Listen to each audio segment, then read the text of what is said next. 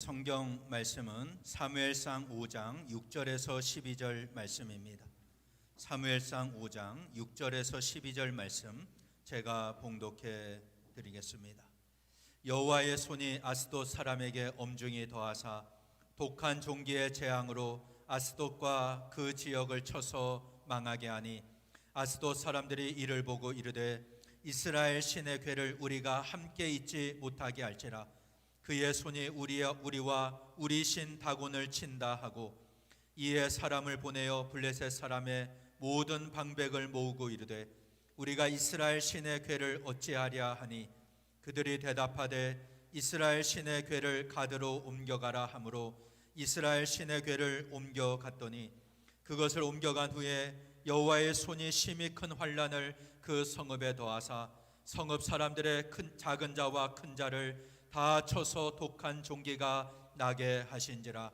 이에 그들이 하나님의 괴를 에그론으로 보내니라. 하나님의 괴가 에그론에 이른즉 에그론 사람이 부르짖어 이르되 그들이 이스라엘 신의 괴를 우리에게로 가져다가 우리와 우리 백성을 죽이려 한다 하고 이에 사람을 보내어 블레셋 모든 방백을 모으고 이르되 이스라엘 신의 괴를 보내어 그 있던 곳으로 돌아가게 하고 우리와 우리 백성이 죽임당함을 면하게 하자 하니 이는 온 성읍이 사망의 환난을 당함이라. 거기서 하나님의 손이 엄중하심으로 죽지 아니한 사람들은 독한 종기로 치심을 당해 성읍의 부르짖음이 하늘에 사무쳤더라. 아멘. 오늘 이 말씀을 가지고 완전한 승리라는 제목으로 함께 은혜를 나누겠습니다. 우리가 지난 시간에 사무엘상 4장의 말씀을 함께 나누면서 이스라엘과 블레셋 사이에 전쟁이 있었고 두 번의 전투에서 이스라엘은 완전히 패했습니다. 첫 번째 전투에서 4천 명이 죽었고 두 번째 전투에서는 보병만 3만 명이 죽었습니다. 하나님의 괴는 빼앗겼고 엘리 제사장의 두 아들 홈니와 비느하스는 죽임을 당했습니다. 하나님은 하나님을 존중히 여기는 자를 존중히 여기시고 하나님을 멸시하는 자는 경멸하십니다. 이스라엘이 패한 것은 넓게 보면 그들이 하나님을 존중히 여기지 않았기 때문입니다. 또 이것을 좁게 보면 엘리의 두 아들 홈니와 비느하스가 하나님을 멸시하자 하나님께서 그 집안을 심판하신 것입니다. 엘리 제사장은 이 소식을 듣고 의자에서 넘어져 목이 부러져 죽었습니다. 엘리의 며느리인 비느하스의 아내가 이 소식을 듣고 갑자기 해산하고 죽었습니다. 아들을 낳았는데 그 이름을 이가봇이라고 했습니다. 여호와의 영광이 이스라엘을 떠났다라는 뜻입니다. 하나님의 백성은 하나님의 영광이 임할 때 존귀한 백성이 됩니다. 그것은 우리 스스로가 존귀한 것이 아니라 우리에게 임하신 하나님의 영광이 존귀하기 때문입니다. 그래서 하나님의 영광이 우리를 떠나면 사실 우리는 아무것도 아닙니다. 이 세상에서 짓밟히게 되고요. 세상에서도 버림받고 세상을 섬기는 비참한 존재가 되고 맙니다. 그래서 우리는 언제나 하나님 앞에 겸손해야 되고 하나님의 은혜와 긍휼을 구해야 합니다. 우리가 어떤 죄를 지었다 할지라도 다윗과 같이 주의 성령만은 거두지 마시도록 회개해야 됩니다. 그럴 때 우리는 하나님의 존귀한 백성으로 날마다 살아갈 수 있습니다.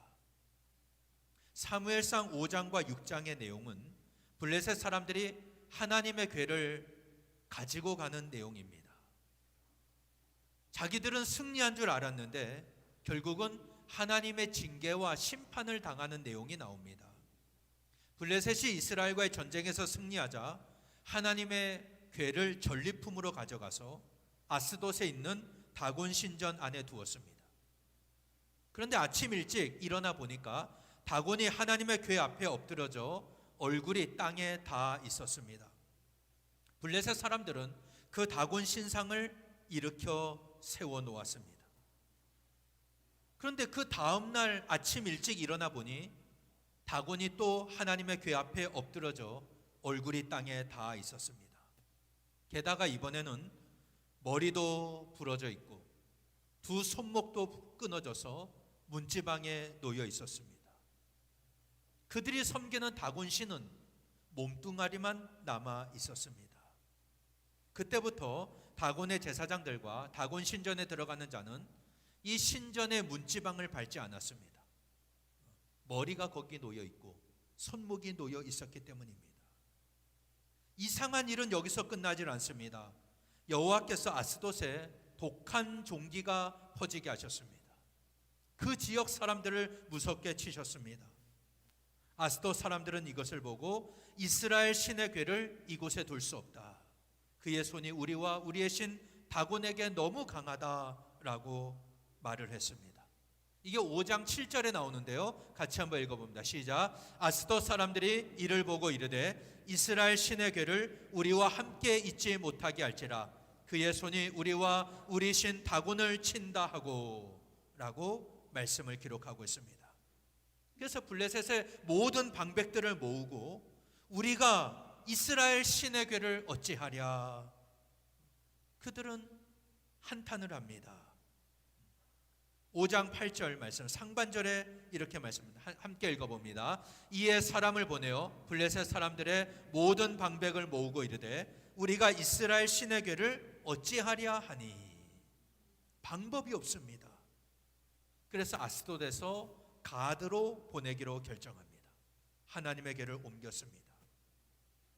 그러면 재앙이 멈출 줄 알았는데 하나님의 궤를 가드로 옮기자 하나님은 그 성읍에도 큰 재앙을 내리셨습니다. 그 성읍에 작은 자나 큰 자나 모두가 독한 종기가 났습니다. 그래서 하나님의 궤를 또 에그론으로 보냈습니다. 이 궤가 에그론으로 들어가자 에그론 사람들이 말합니다. 그들이 이스라엘 신의 궤를 우리에게 가지고 와서 우리 백성을 모두 죽이려 하는구나. 이 10절에 나옵니다. 하나님의 궤로 말미암아 블레셋 지역 안에서 원망이 터져 나오는 것입니다. 어쩔 수 없이 블레셋의 지도자들, 방백들이 다시 모였습니다. 이스라엘 신의 궤가 있던 곳으로 돌려보내자. 그리고 우리가 죽음을 면하자. 이렇게 결정을 합니다. 이게 11절 상반절에 나옵니다. 한번 같이 읽어봅니다. 이에 사람을 보내어 블레셋 모든 방백을 모으고 이르되 이스라엘 신의 궤를 보내어 그 있던 곳으로 돌아가게 하고 우리와 우리 백성이 죽임당함을 면하게 하자 하니. 이들이 이렇게 결정한 이유가 뭡니까? 하나님의 궤가 블레셋에 가는 곳마다 죽음의 고통이 그 성읍을 덮었기 때문입니다. 하나님의 강한 손이 그들을 치셨기 때문입니다. 죽지 않고 살아남은 자들도 이 독한 종기 때문에 고통을 당했습니다. 그들의 부르짖음이 하늘에 사무쳤습니다. 여호와의 궤는 블레셋에 7개월 동안 있었습니다. 블레셋 사람들은 자기들의 제사장들과 복술자들을 불러놓고 말합니다. 우리가 이 여호와의 궤를 어찌할까? 우리가 어떻게 이 궤를 제자리에 돌려보낼 수 있는지 알려달라 했습니다. 그때 이 제사장들과 복술자들은 이렇게 대답합니다. 이스라엘 하나님의 궤를 돌려보내려면 그냥 보내서는 안 되고 하나님께 속건제를 바쳐야 한다. 그러면 그들이 낫게 되고 그가 왜 그들에게서 그의 손을 옮기지 않았는지 그 이유를 알게 될 것이다. 이렇게 말을 했습니다. 그러면 우리가 무엇으로 속건제물을 삼아야 되는가 물어보았습니다. 그때 6장 4절에서 블레셋 방백들의 수요대로 금으로 만든 악성종기 모양 5개와 금쥐 5마리를 보내라. 이렇게 알려주었습니다. 그래서 그들이 속건제물을 만들어서 하나님 앞에 바치고 영광을 돌리면 너희와 너희 신들과 너희 땅에서 하나님은 그 손을 거두실 것이다. 이렇게 말을 해주었습니다. 그래서 한 가지 말을 더 합니다. 애굽의 바로처럼 마음을 완악하게 하지 말라. 출애굽할 때 하나님은 바로의 마음을 완악하게 하셨습니다. 바로는 10가지 재앙을 다 당하고 홍해의 심판까지 당한 뒤에 어쩔 수 없이 이스라엘 백성을 보낼 수밖에 없었습니다.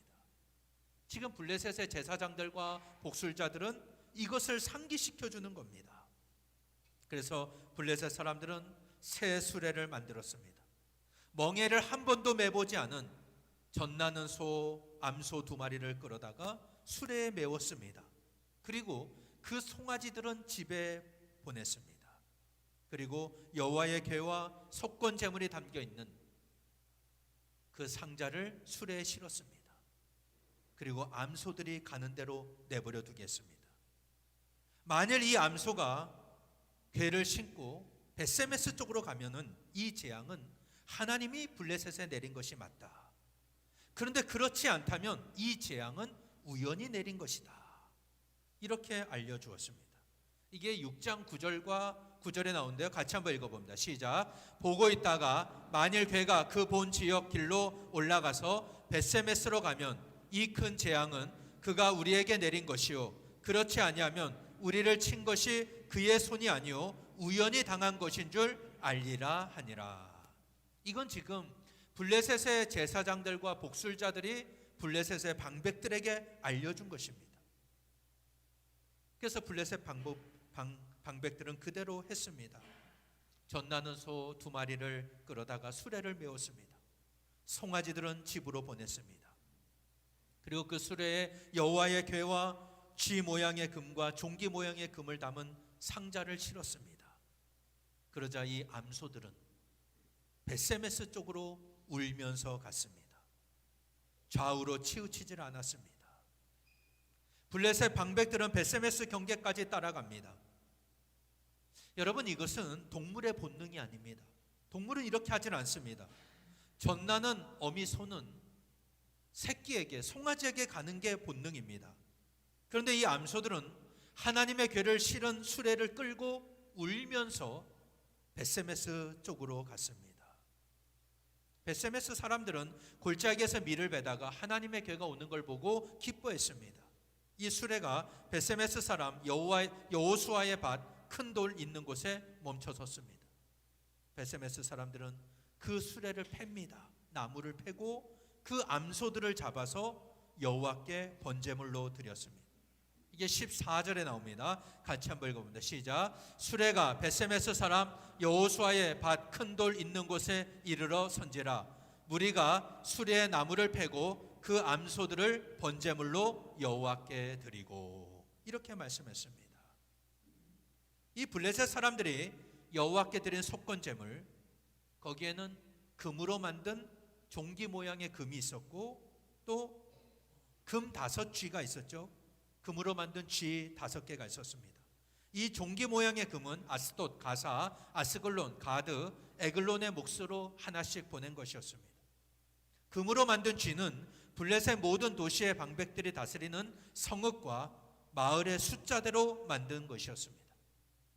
지금까지 제가 말씀드린 것이 사무엘상 5장과 6장의 내용입니다. 블레셋 사람들은 이스라엘과의 전투에서 큰 승리를 거둡니다. 하나님의 궤를 전리품으로 가져갔습니다. 하나님의 궤를 자기들의 신전, 다곤 신전 앞에 갖다 놓았다는 것은 자기들의 신이 이스라엘의 신보다 더 크고 위대하다는 것을 보여주는 것이었습니다. 겉으로 볼 때는 블레셋의 완전한 승리처럼 보입니다. 그런데 그 다음날 일어나 보니 어떤 일이 벌어집니까? 다곤 신상이 하나님의 궤 앞에 엎드러져 있었습니다. 얼굴이 땅에 닿아 있었다는 게 뭡니까? 블레셋의 다곤 신이 마치 하나님 앞에 절하고 있는 모습을 연상시킵니다. 이 다곤 신은 하반신은 물고기 모양입니다. 그리고 얼굴과 상반신은 사람의 모양을 하고 있습니다. 쉽게 이해하시면 인어 같은 형상입니다. 그런데 아침에 일어나 보니까 이 다곤 신상이 하나님의 궤 앞에 엎드러져 있었습니다.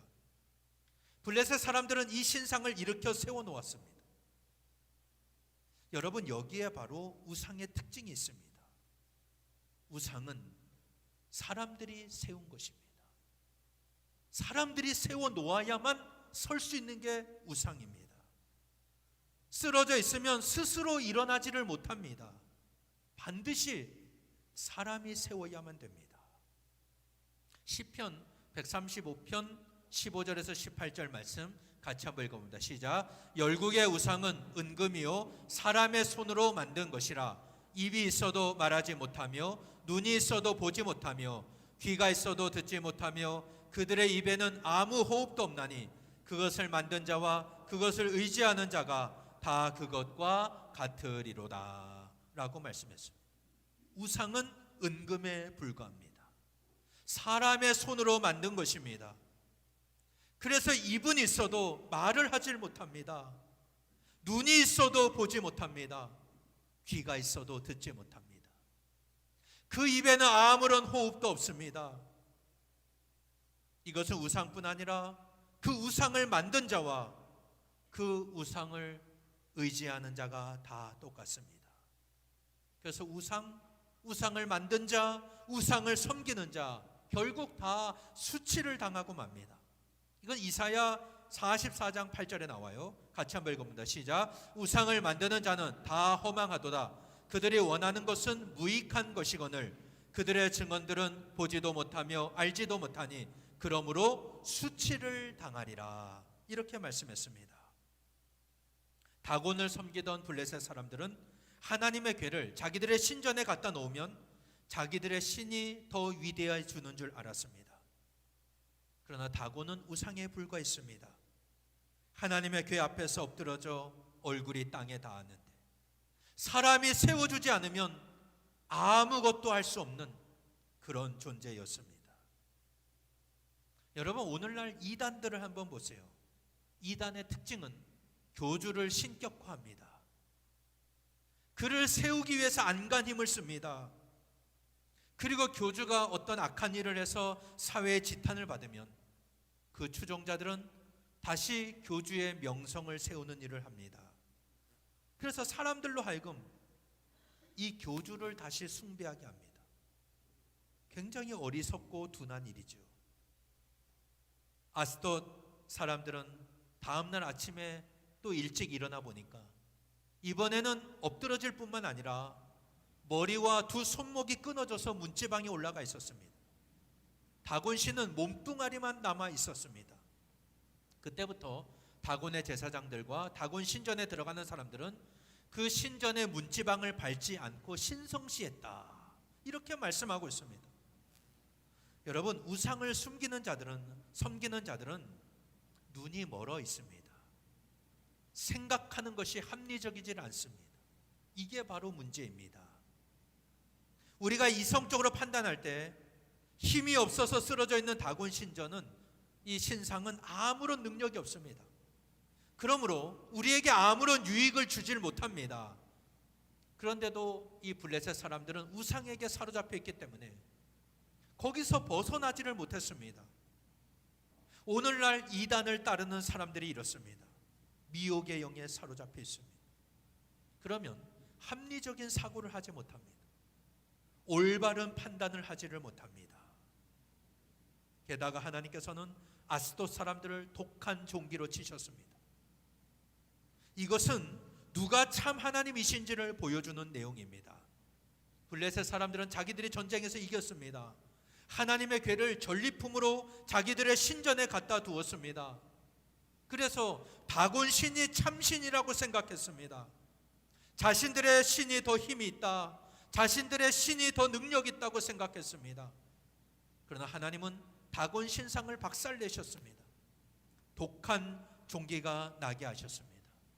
그래서 누가 더 능력 있는, 누구의 힘이 더 큰지 하나님은 보여주셨습니다. 이게 바로 하나님의 능력입니다. 이때 블레셋 사람들이 이스라엘의 하나님이야말로 참 하나님이구나, 정말 위대한 하나님이구나, 이걸 깨닫고 돌이켰어야 됐습니다. 그러면 하나님의 재앙이 거기서 멈췄을 것입니다. 그러나 그들은 돌이키질 않습니다. 오히려 하나님의 궤를 배척하지 않습니까? 다른 곳으로 보냅니다. 우리가 이 궤를 우리 신전에 두었기 때문에 이게 부정이 탔구나. 그래서 멀리 가드로 보냈습니다. 근데 이번에는 하나님이 그 성을 치셨습니다. 가드의 작은 자나 큰 자가 다 독한 종기가 났습니다. 그래서 에그론으로 보냈습니다. 에그론 사람들이 이걸 다 알고 있었습니다. 그래서 원망하는 겁니다. 이스라엘 하나님의 괴를 우리에게 가져와서 우리 모두를 죽이려 한다. 그렇게 원망이 터져 나왔습니다. 결국 블레셋의 방백들은 하나님의 괴를 있던 곳으로 돌려보내고 우리가 죽음을 면하자, 이렇게 결정을 했습니다. 여러분, 이스라엘과 블레셋의 전투는 분명히 블레셋이 이겼습니다. 그런데 이것은 블레셋이 강해서가 아닙니다. 이스라엘의 하나님을 온전히 섬기지 않았기 때문입니다. 하나님을 존중히 여기지 않는 자, 하나님도 존중히 여기지 않으십니다. 그러면 아무리 이스라엘의 괴, 하나님의 괴를 가지고 전쟁에 나가도 절대 이길 수가 없습니다. 블레셋이 이긴 것은 하나님이 이스라엘을 징계하시고 심판하시는 도구였기 때문입니다. 그러면 하나님 앞에 겸손해야 되는데, 이런 자들의 특징은 스스로 교만해집니다. 자기가 잘나서 전쟁에 이긴 줄 압니다. 순전히 자기 능력으로 이겼다고 생각합니다. 그래서 하나님을 인정하지 않습니다. 하나님을 업신여깁니다. 하나님의 괴를 다곤 신전에 두었다는 게 뭡니까? 자기들이 믿는 신의 능력이 하나님의 능력보다 훨씬 크다는 의미였어요. 그러나 결과는 어떻습니까? 정반대였습니다. 다곤은 하나님 앞에서 아무것도 아니었습니다. 스스로 일어설 수도 없습니다. 사람이 세워주어야만 일어날 수 있는 존재입니다. 결국 블레셋 사람들의 입에서 어떤 고백이 나옵니까? 이스라엘 신의 괴를 있던 곳으로 돌아가게 하고 우리가 죽음을 면하자, 이런 고백이 나왔습니다. 하나님의 능력 앞에서는 자기들도 어찌할 수 없다는 그런 고백입니다. 게다가 그냥 돌려보내지도 못합니다. 하나님의 괴를 돌려보낼 때 속건제까지 함께 보냈어요. 속건 제물까지 함께 보냅니다. 블레셋 모든 성읍의 숫자대로 금쥐 5마리를 만들어 보냈습니다. 이게 무엇을 의미합니까? 블레셋 전체가 하나님 앞에 항복한 것을 의미합니다. 결국 이스라엘은 블레셋에게 패했지만 하나님은 블레셋에게 완전한 승리를 거두셨습니다. 이것을 통해 하나님은 하나님의 영광을, 하나님으로서의 영광을 지키신다는 걸 알 수 있습니다. 하나님은 하나님으로서의 영광을 지키십니다. 우리가 하나님의 백성으로 신앙생활하면서 살 때 실수할 때도 많습니다. 잘못할 때도 많습니다. 교회 안에서 어떤 불미스러운 일로 말미암아 세상 사람들에게 손가락질 당할 때도 있습니다. 뉴스에 크게 보도되는 경우도 있습니다. 이것은 우리가 잘못했기 때문입니다. 우리가 하나님을 온전히 섬기지 않고 하나님 말씀대로 순종하지 않았기 때문입니다. 하나님을 존중하지 않고 멸시했기 때문입니다. 하나님의 백성이 돌이키지 않으면 하나님은 하나님의 언약궤를 빼앗기게 하십니다. 어떻게 이런 수모를 당할 수 있나 하면서 부끄러움을 당하게 하십니다. 그래서 교회가 영광을 상실하기도 하고 하나님의 이름이 땅에 떨어질 수도 있습니다. 그러나 우리가 반드시 명심해야 될 것이 있습니다. 하나님은 하나님으로서의 영광을 스스로 지키신다는 거예요. 우리는 실패하지만 하나님은 실패하지 아니하십니다. 이사야 42장 8절 말씀 같이 한번 읽어봅니다. 시작. 나는 여호와이니 이는 내 이름이라. 나는 내 영광을 다른 자에게, 내 찬송을 우상에게 주지 아니하리라 라고 말씀했습니다. 하나님은 여호와입니다. 하나님의 이름이 여호와예요. 여호와는 지존자라는 뜻입니다. 스스로 있는 분입니다. 이 말의 뜻은 누가 도와주어야만 계신 분이 아닙니다. 누구의 도움으로 존재하는 분이 아닙니다. 우상은 사람이 세워주어야 하지만 하나님은 스스로 계신 분입니다. 스스로 존재하시고 홀로 이 세상을 통치하시는 하나님이십니다. 사랑하는 여러분, 하나님은 이 세상의 흥망성쇠, 전쟁의 승패와 상관없이 하나님의 역사를 이루어 가십니다. 이스라엘이 패한 것은 하나님의 패배가 아닙니다. 그들이 하나님을 잘 섬기지 않았기 때문에 하나님께서 그들을 징계하신 것입니다. 징계의 목적이 무엇입니까? 잘못을 깨닫는 거예요. 회개하고 다시 원위치로 돌아오는 것입니다. 블레셋은 자기들이 승리하자 교만했습니다. 그러나 하나님의 능력을 이길 수는 없었습니다. 전리품으로 가져간 하나님의 괴로 말미암아 다곤 신상은 완전히 박살났습니다. 블레셋은 초토화되고 말았습니다. 하나님은 하나님의 영광을 절대 빼앗기지 아니하십니다. 어느 시대, 어느 상황, 어느 곳에서도 하나님은 존재하십니다. 하나님으로 존재하십니다. 그렇다면 오늘 우리의 믿음은 철저하게 하나님을 섬기고 하나님을 따르는 믿음이 되어야 합니다. 하나님께서 우리에게 원하시는 게 뭡니까? 우리가 하나님을 존중히 여기는 겁니다. 내 마음 중심으로 하나님을 사랑하며 하나님을 섬기는 것입니다. 그럴 때 하나님은 우리의 하나님이 되십니다. 여러분, 내 눈에 보이는 승리가 중요한 것이 아닙니다. 하나님은 하나님의 괴를 빼앗기게 할지언정 하나님께 마음을 두지 않는 이스라엘과 함께하지 않으십니다. 하나님의 괴가 블레셋에 있는 동안 블레셋은 죽음의 공포, 두려움으로 떨었습니다. 결국 하나님은 블레셋에서도 완전한 승리를 거두셨습니다. 오늘 여러분의 삶은 어떻습니까? 내 인생 가운데 하나님의 괴를 빼앗긴 것 같은 그런 큰 절망과 실패가 있습니까? 오늘 나는 실패할지 몰라도, 나는 넘어질지 몰라도 하나님은 절대 실패하지 아니하십니다. 하나님은 어떤 상황에서도 완전한 승리를 거두십니다. 그렇다면 지금 힘든 문제 때문에 내가 낙심할 게 아니라 모든 것을 회복시키시고 완전한 승리를 거두시는 하나님만 바라보며 믿음으로 일어나야 할 줄로 믿습니다.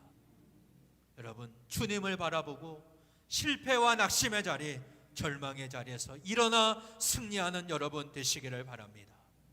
오늘 우리의 신앙이 하나님을 존중히 여기는 신앙, 내 마음 중심으로 하나님을 사랑하며 섬기는 신앙이 되시기를 바랍니다. 그럴 때 하나님은 나의 하나님이 되십니다. 내 모든 삶을 지키시고 인도해 주십니다. 이스라엘이 블레셋에 패했습니다. 언약궤는 빼앗겼습니다. 나중에 예루살렘 성전은 무너졌습니다. 바벨론의 포로로 잡혀갔습니다. 그러나 하나님은 하나님의 역사를 이루어 가십니다. 하나님의 뜻을 이루어 가십니다. 이 모든 것은 하나님의 백성이 회개하고 돌아오기를 원하셨기 때문입니다. 그래서 패하게 하시는 거예요. 결국은 하나님과 우리와의 관계가 회복되기를 원하십니다. 우리가 하나님만 예배하고 하나님의 말씀대로 순종하며 살아가기를 원하십니다. 그럴 때 언약 관계 아래서 우리에게 약속하신 하나님의 은혜와 축복을 허락해 주실 줄 믿습니다. 사랑하는 여러분, 하나님은 블레셋에서도 완전한 승리를 거두셨습니다. 우리 모두 하나님을 존중히 여기고 우리 마음 중심으로 하나님만 사랑하고 섬겨서 하나님의 영광이 나의 영광이 되시기를 바랍니다. 오늘 하나님의 승리가 우리 교회의 승리, 우리 가정의 승리가 되어서 하나님의 영광을 위해 쓰임받고 날마다 주와 동행하는 믿음의 삶이 되시기를 예수님 이름으로 간절히 축원합니다. 기도하시겠습니다. 전능하신 하나님, 주의 은혜와 사랑에 감사를 드립니다. 이스라엘은 블레셋과의 전투에서 패하고 블레셋은 하나님의 궤를 전리품으로 가져갔지만 다곤 신상은 그 앞에서 무릎을 꿇고 완전히 박살나고 말았습니다. 블레셋 전체에서는 하나님께서 악한 독한 종기로 치심으로 그들의 죽음의 공포에 떨었습니다. 결국 하나님은 블레셋에서도 완전한 승리를 거두셨습니다. 하나님, 오늘 우리가 낙심하고 절망하는 자리에서 오직 하나님만을 바라보기를 원합니다. 우리는 실패할지라도 하나님은 실패하지 않으시는 줄 믿습니다. 주님만 바라보며 흔들리지 않는 믿음으로 하나님을 의지하고 하나님을 사랑하고 존중히 여기고 우리 마음 중심으로 하나님을 섬기며 하나님 말씀에 순종할 때 하나님의 능력으로 일어나게 하시고 승리하는 우리 모든 교회와 성도들 되게 하여 주옵소서. 하나님의 영광이 우리의 영광 되기를 원합니다. 하나님의 승리가 우리의 승리가 되게 하여 주옵소서. 예수님 이름으로 기도하옵나이다. 아멘.